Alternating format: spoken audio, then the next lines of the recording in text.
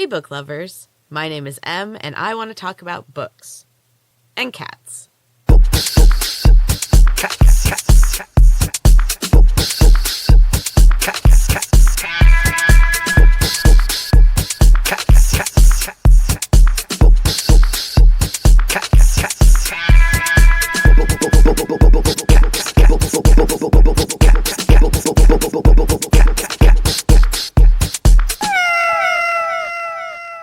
So Valentine's Day is coming up, and this week I am covering 2 books that are centered around relationships. I read 2 books this week. I had one that I had planned to read. It was a love story because, Valentine's Day. And then the other one was just on my Kindle. Sometimes I will just download random books that aren't super expensive, and I try to find things that I've never heard of, or maybe like people that don't have that many reviews. And then they just sit there until I feel like reading an ebook. And I just kind of felt like reading one. And that's the one I want to talk about first. I read Wreckage by Emily Bleeker. So I want to start with the blurb, just to give you an idea of the story. Lillian Linden is a liar. On the surface, she looks like a brave survivor of a plane crash. But she's been lying to her family, her friends, and the whole world since rescue helicopters scooped her and her fellow survivor, Dave Hall, off a deserted island in the South Pacific. Missing for almost 2 years, the castaways are thrust into the spotlight after their rescue, becoming media darlings overnight. But they can't tell the real story, so they lie. The public is fascinated by the castaways' saga, but Lillian and Dave must return to their lives and their spouses. Genevieve Randall, a hard-nosed journalist and host of a news program, isn't buying it. She suspects Lillian's and Dave's explanations of the other crash survivors aren't true.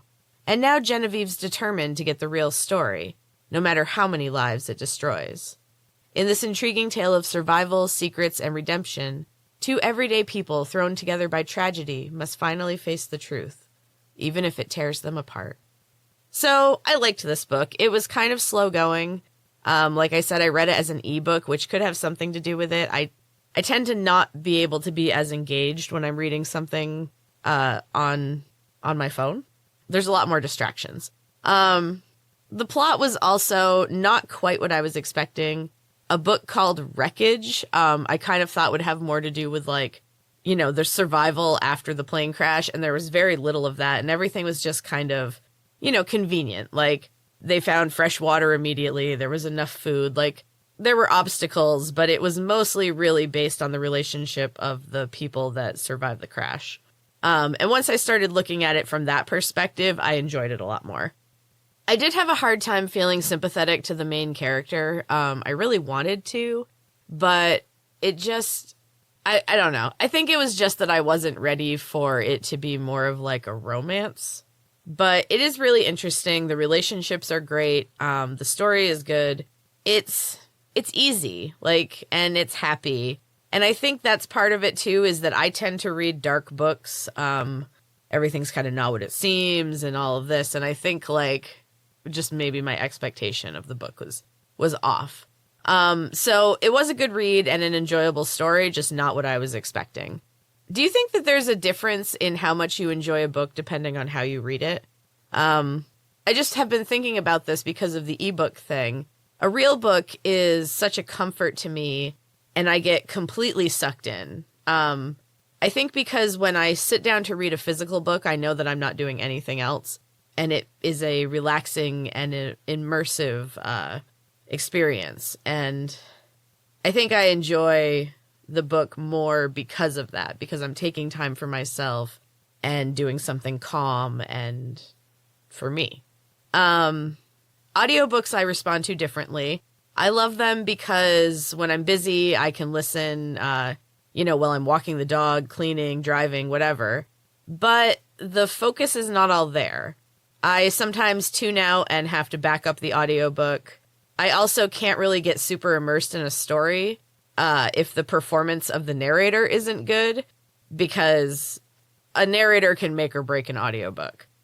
I also can't listen for 9 hours straight, so I have to disrupt the story, and then I have a hard time staying immersed in it unless it's really, really good and really well performed. There are some that I've definitely like, done extra exercise and stuff just so I could keep listening. So I tend to use audiobooks for my nonfiction reading. That way I can kind of listen to it like it's a lecture, and I absorb most of the information. Plus, sometimes when I read nonfiction, I kind of struggle because it just doesn't hold my attention, and I can't get immersed in it, and so then there's lots of distractions. Ebooks, I think, are the toughest ones. I love the portability, and I love the space saving of just having a bunch of books on one device, but there are so many distractions. I always want to check everything else on my phone. I get notifications.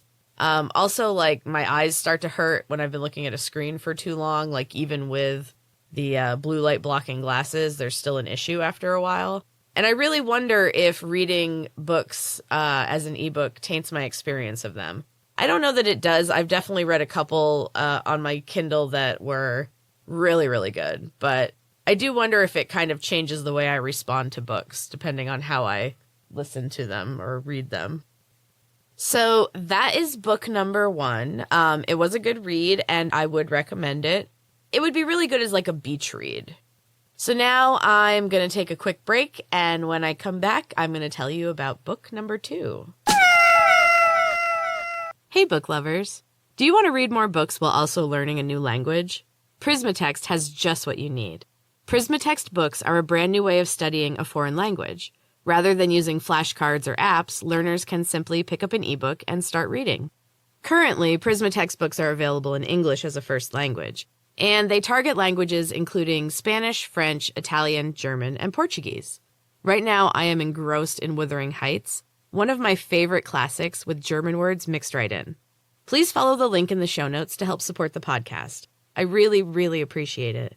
And if you use code BOOKSANDCATS, you can get 30% off your order. That's all caps, books, the letter N, cats. Start learning today while enjoying your favorite classics with Prismatext. Welcome back, book lovers. So, like I said earlier, Valentine's Day is coming up, and I wanted to cover a love story. I'm not a huge celebrator of Valentine's Day, but, I like a good love story. There is definitely a part of me that enjoys, all the old romances like Wuthering Heights and Pride and Prejudice and all that. And, every Lifetime movie and, every Hallmark movie, et cetera, et cetera. I love that stuff. It's not something I love admitting, but I do. And this book kind of fits into that. So I want to talk about Anna Kay by Jenny Lee. This is a modernized Anna Karenina, which I was so excited about. This book is a surprisingly good fit for me. I bought it on a whim based on a blurb.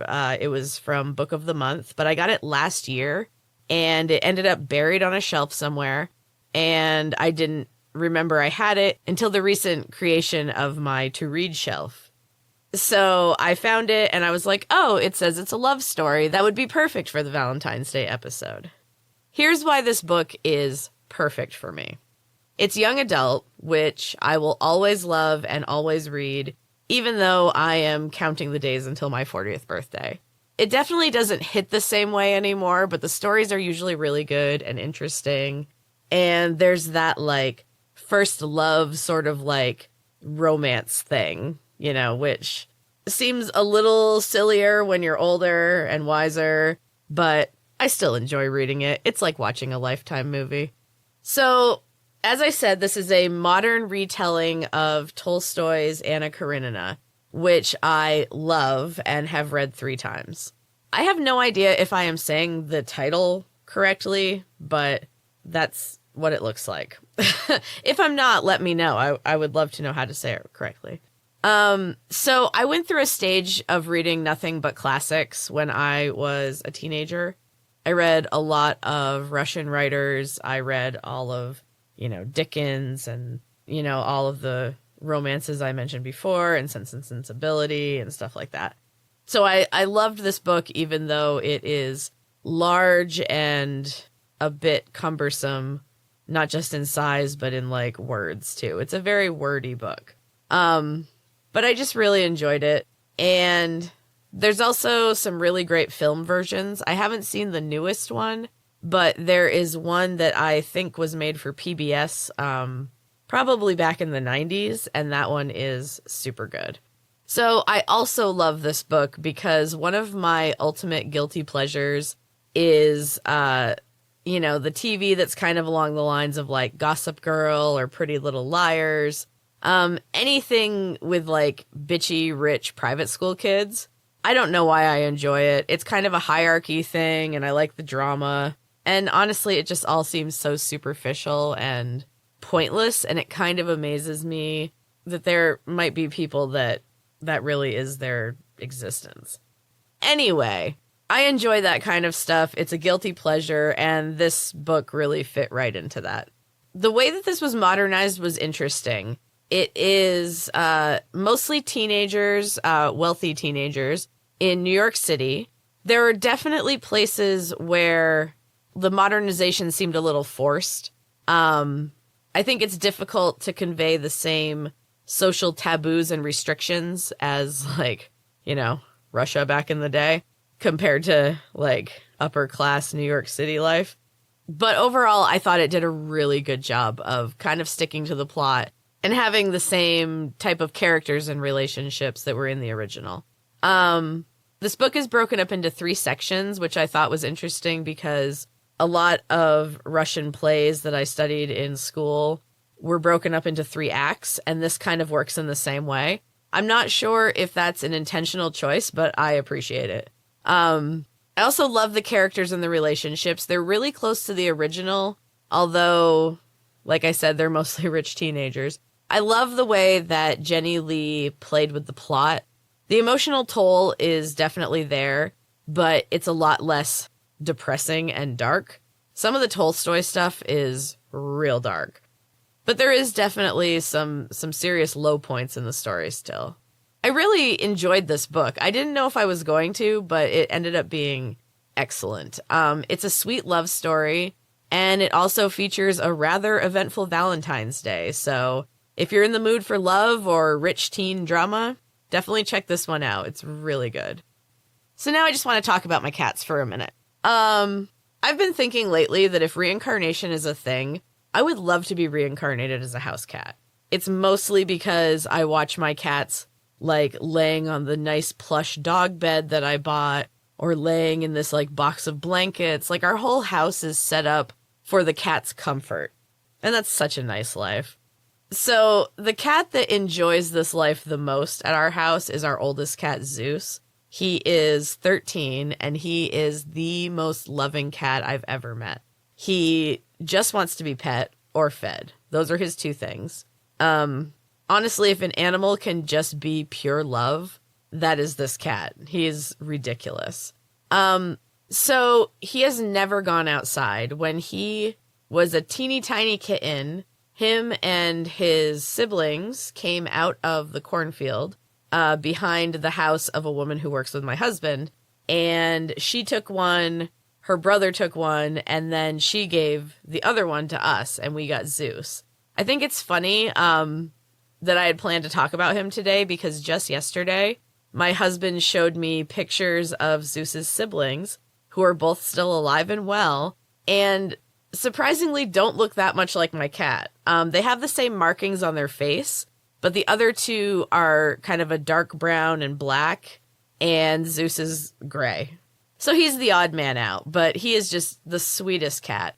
And my kids the other day got him a small dog harness and a leash because he has started showing interest in going outside. And he likes to go out when there's grass, but lately he's been interested in trying to go out and see what snow is like. So they harnessed him up, which he hated. It was kind of funny. And then they brought him outside, and he actually, like, seemed to enjoy it a little bit until his feet got too cold, and then he was yowling to come back in. So they brought him back in, but he was, like, purring and rubbing up against all of us when he came back in. And then for the rest of the day, he was just, like, super playful and active, and it was just so sweet. Irene tried it on the other cats, but it didn't go quite so well. Strudel, we didn't bother because she just goes outside and can take care of herself. Sassers just laid down and gave up, which was hilarious. And then when she put it on Weird, he ran and twisted and kind of rolled and tried to get out of it. And he did. He managed to escape it. It was a little too big for the rest of them. Zeus is a pretty big cat. So we're going to continue using it with Zeus. He really likes going outside, even if it's just for a little bit. And after 13 years as an indoor cat, like, he deserves it if that's what he wants. I am really excited for springtime because he's going to love it when he can go in the grass. So now it is time for the quote of the week, and I decided that since this is the Valentine's Day episode, I would find a book quote that was love-based. This week's quote is from Emily Bronte's Wuthering Heights, which is one of my favorites and one that I just read as a Prismatext version to help me learn German, which was kind of cool. I've been doing Duolingo lessons for over 200 days now. My son and I started, and he chose German, which I'd never really considered learning.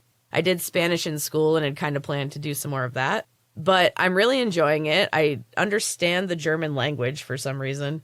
And I've been at it so long that things are actually starting to stick, which is exciting. Anyway, I wanted a quote about love this week, and this is a great one. Whatever our souls are made of, his and mine are the same. And again, that's from Wuthering Heights by Emily Bronte. And if you know that story, oh, that quote, so good. That's another one of those just like desperate love stories, which once you get older, you're kind of like, no, not really. But they're so entertaining. Who doesn't love it? And that is the end of the show. Make sure to check out episode 2 of Storytime with Em on Sunday or anytime after that. I am sharing a chapter every week from my new book, Feelers. We're going to do the whole book.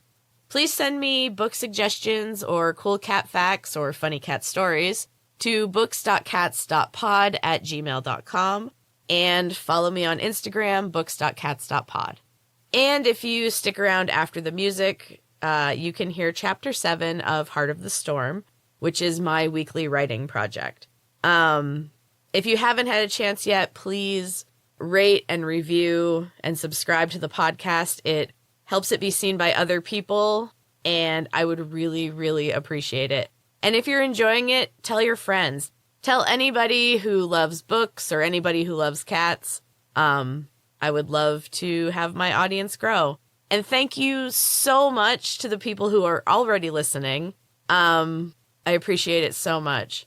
And until next time, keep reading.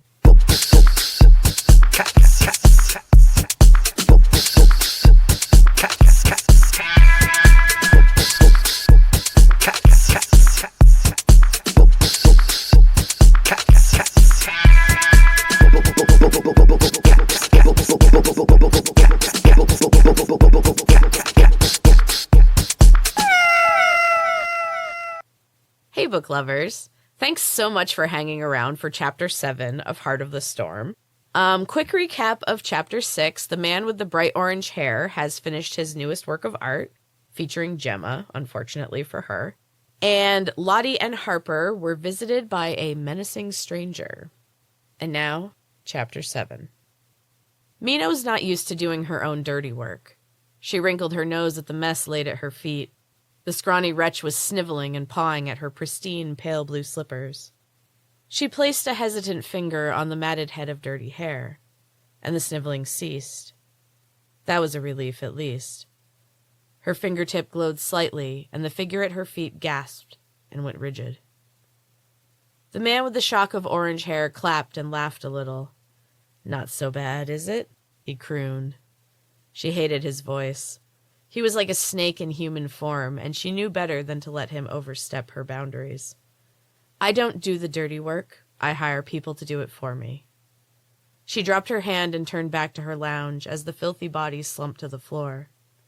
The head made a sickening crack as it connected with the polished marble. Of course, the man smirked. She wanted to hit him.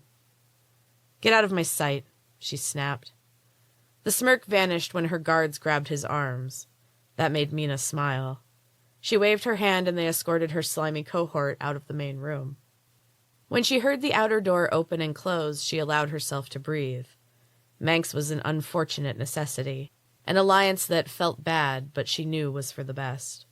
He was a genius, after all, and geniuses didn't always know how to act around other people. Mina sighed. Her guards had returned, and she waved them away again. She liked it when the room was empty. She stretched out on the soft velvet of the chaise and drew a lazy circle of colorful lights in the air, while she fell deep into thought. Manx was lying to her. It radiated off him in bright, vibrant waves. Mina could see it as plain as the color of his dark, beady eyes. This new test was too far. He was supposed to process them before they came to her. She should never see their dirty, matted hair or smell their unwashed bodies. There was also the missing girl. He had taken a strong one far better than the mess he had brought before her today. The girl should have been processed by now. So where was she? Mina rolled onto her belly and sent the colorful lights dissipating through the room. There was no way Manx would dare to keep one for himself. He couldn't possibly be that stupid. She adjusted the pillow and tried to relax. She made a mental note to check up on Manx in his lab in the morning. A barbell flew across the room and smashed the mirror into 1,000 pieces. Kevo ducked at the sound, though he was clear of the flying shards of glass. "Where did she go?" His mother screeched, and another weight took out the mirror on the other wall. She turned her wild gaze to her son, and when he shrugged apologetically, she screeched again. Kevo's father stepped forward from his place near the door. He had watched his wife with a placid disinterest, but now he silenced her by lifting his hand. "Kenna, that's enough." His low voice shook the walls, though he spoke quietly. His wife fell silent and lowered herself onto a nearby bench. Her eyes never left her husband's, and he flashed her a smile that turned her blood to ice. "We'll find her," he said. The smile never wavered, but there was no warmth in it. "She'll only run once." Kevo watched his mother move to his father's side and cling to him. She fawned over him and apologized profusely. Kevo rolled his eyes and began picking up his mother's mess. His parents moved to the back office to talk in private, and he righted another weight bench. The smooth black box lay underneath. Kevo froze and stared at the box. He was unsure of what to do next. Any moment his mother could emerge and snatch it away. Harper would never see it again. Casting another quick look at the office door, Kevo scooped up the box and tucked it safely between some old mats. They reeked of rancid sweat, and Kevo knew his mother would never go near them. Somehow, this box was not on the magical radar. His mother was a magical bloodhound, and she had not noticed the box until Kevo removed it from its hiding place. Its magic had no effect on her. It had, however, affected Harper. Kevo had seen it in her expression. A longing he'd never seen there before. It belonged to her. That was apparent. He would make sure he got it to her. Somehow. More thunder. Gemma ducked at the sound. It made her head throb. She had a headache unlike anything she'd ever experienced before. She rubbed her temples and pulled her sweater tighter against the biting wind. She closed her eyes and tried to concentrate. She'd lost her. Harper was gone. Gemma had returned to the muscle house, but only the boy remained. She had failed, and now bore the poison marks that would be her destruction. It was only a matter of time. She'd seen the end of other marked ones. It would be a painful one. Gemma tried to put the thought from her mind. She was still capable of thought right now, so she would use it while she could. There was little time left. Gemma needed to find Harper fast. She pulled her phone from her pocket and tapped on the app to monitor the tracker she'd placed on Harper's shoe. Sometimes technology was more helpful than magic, even in the valley. It had been risky, and she'd had to get close to the gym. She could feel the magic surrounding the place as it tried to repel her. She forced her arm through the thick magic blocking the doorway. It burned terribly. Gemma's mind was screaming for her to pull away, but she groped blindly until her fingertips made contact with the sneakers left by the doorway. She was still surprised by the success of that task. Her arm had paid the price, though. The skin was dry and gray, and the flesh had no feeling. Gemma felt very little overall.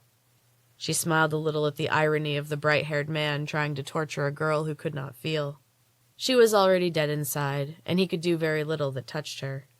She had played the part, though, and the drugs he gave her had had a very strong effect. There was no way to escape.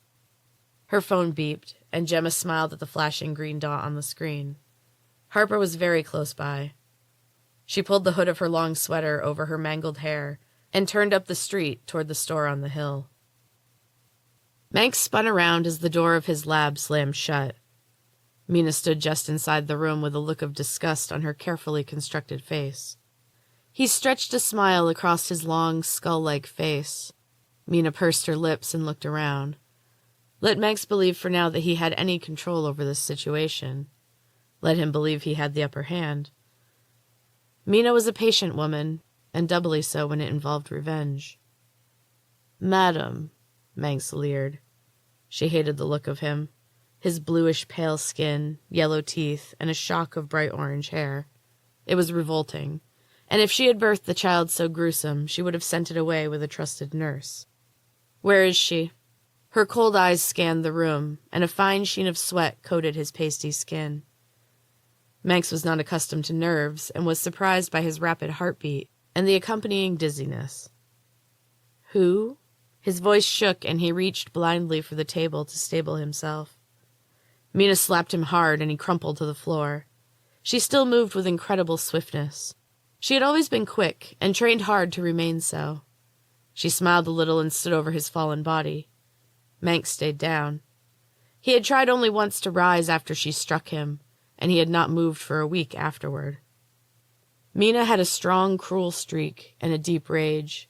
She was patient and not easily rattled, but when she did let it out, the damage was immense. "I know you kept one, Manx," she hissed. "Where is she?" "She was a high-quality one, and they are all my property." She delivered a well-placed kick to his kidneys and stepped over his writhing body. A quick search of the room revealed no sign of the missing girl. Mina sighed with frustration. She awarded Manx one more kick on her way out. He remained curled up on the floor until long after the door had slammed and her footsteps had faded away. And that is the end of Chapter 7, book lovers. I hope you're still enjoying Heart of the Storm. And thank you so much for listening to my Books and Cats podcast. And until next time, keep reading.